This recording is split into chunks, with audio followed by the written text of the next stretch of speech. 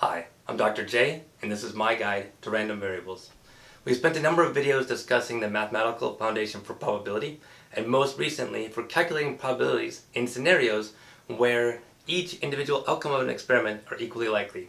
We use the counting methods of combination, permutation, with and without replacement to calculate probabilities in those scenarios.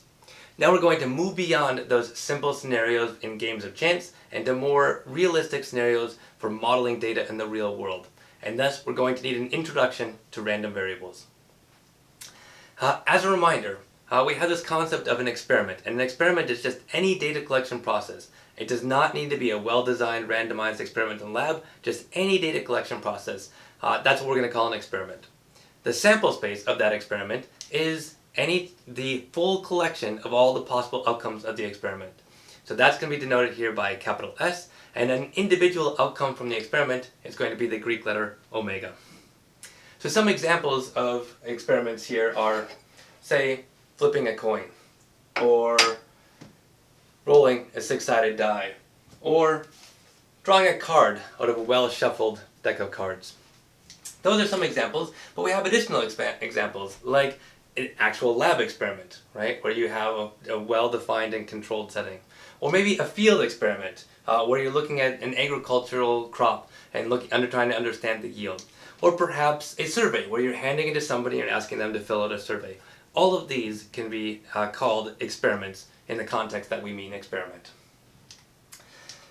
How about our upcoming election, right? This is being shot in 2020. In November, we're going to have an election. The results of that election, right, that's a data collection process and thus an experiment as far as we're concerned here. Alright, so a random variable is simply a function that turns the outcome of the experiment into a number, right? So it's just that simple. We write this in sort of a formal way, where we have x is our random variable. It's a function of omega. Remember, omega is the outcome of the experiment. And that function takes any possible values in capital Omega, which should be capital S, and I will fix that in the slides. So capital S into R, the real numbers. So any outcome from the experiment into the real numbers, that's a function. And so for the examples that we had on the last slide, we can think about just taking this coin and saying, okay, if you flip tails, that's a 0, and if you flip heads, that's a 1. Right now we've got a random variable. Or let's say we count the number of pips on the upturned face of the die. Well, that's already a number, so we're all set there. When we're drawing cards out of a deck of cards, maybe we enumerate them. We call this one number 1, this one number 2. We probably want a better system for counting, but you can imagine having some kind of enumeration that turns all the cards in the deck into a number.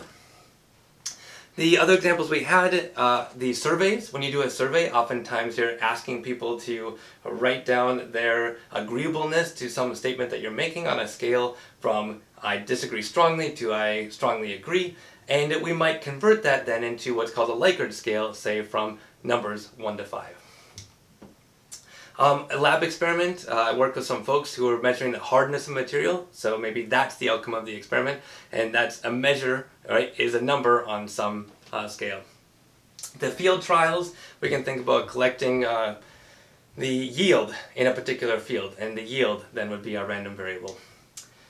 Alright, the election that's upcoming, perhaps if I want to dichotomize it, we just talk about Republicans and Democrats, and we say Republicans are 1 and Democrats are 2, and that's the coding that we have that turns this election result into a random variable.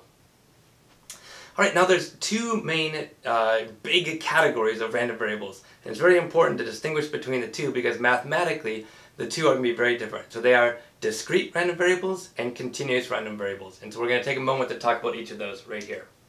So a discrete random variable has a set of outcomes of the experiment such that when you convert them into a number in that random variable, you have a finite or a countably infinite set of possible numbers for that particular experiment. And so with our examples before, right, flipping the coin, that's 0 or 1, that's finite. Rolling the six-sided die, the number of pips, there's only 1 through 6, that's finite. The cards, even though there's more of them, it's still finite, there's only 52 possibilities. So then how about the Likert scale, 1 to 5, again, the number is finite there in terms of the outcomes of that experiment. The election is also finite. Okay, so let's get to something a little more interesting. How about the number of photons that hit some plate. So say you have a plate here that can measure the number of photons, and you set it out for some amount of time, and you just record how many photons hit it. Now, technically there's no upper limit to how many could hit that plate in a given time. Although the probability of more and more and more goes down and down and down, but there could be more and more and more. And so there's actually a countably infinite number of photons that could hit that plate. Any particular experiment is only going to realize a finite number of them, but in theory we could have as many as we wanted. Another possible experiment is you have an agricultural field and you are harvesting corn, let's say, and you want to say how many kernels, right, those are little pieces that you eat for the corn, how many kernels did you harvest? Well, again, any particular harvest is going to have a finite number, but there's really no sort of upper limit to how many that you could have. Right? And so both these last two examples would be a situation where you'd probably want to model the number as a countably infinite set of possibilities for that particular experiment. In contrast to discrete random variables, we have continuous random variables. Continuous random variables are going to have a set of outcomes that are uncountably infinite. And so most of the examples we've had so far were these discrete random variables, and so we'll have to, I think I have a couple from the examples before, and then we'll add a couple more. So our lab hardness, where we're measuring the hardness of the material, right? That hardness of the material could be any number within a range of values.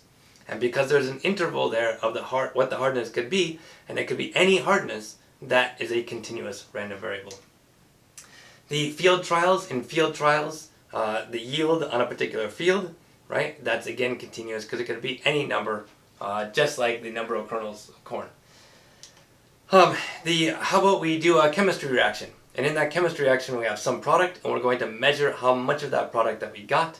And here's a situation where, kind of just like the kernels of corn, where we might measure the amount in moles, let's say, but in fact there's some, via Avogadro's number, some number of molecules of that product. And so formally it might be a countably infinite amount or even a finite amount. But more realistically, because there's so much, that the number of molecules has so many possible values, it's actually going to be easier for us to treat the outcome of that experiment as a continuous random variable. Alright, so that was it for continuous random variables. Now you can have more than one random variable as the outcome of an experiment. So here's an example with well-shuffled deck of cards. We've got our cards here, right? And I'm doing my, off screen, here's my well-shuffling. And once we do the shuffling, we draw the cards, and we're now going to define for that first card that comes off the top, right? This card right here, we're going to define a number of random variables. So the first one is just the rank of the card.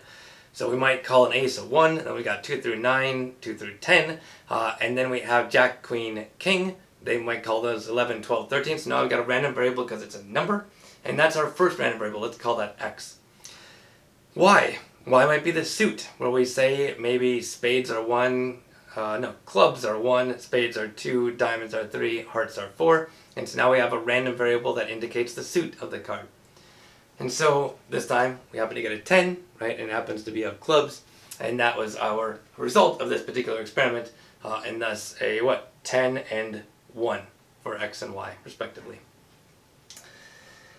We can actually even, out of an experiment, have a mixture of discrete and continuous random variables. So we don't have to stick with just one. So we might have, in a field trial, we might have yield being one of our random variables, that's continuous. But then we might also have recorded how many number of days during the time where those crops were planted when it was rainy.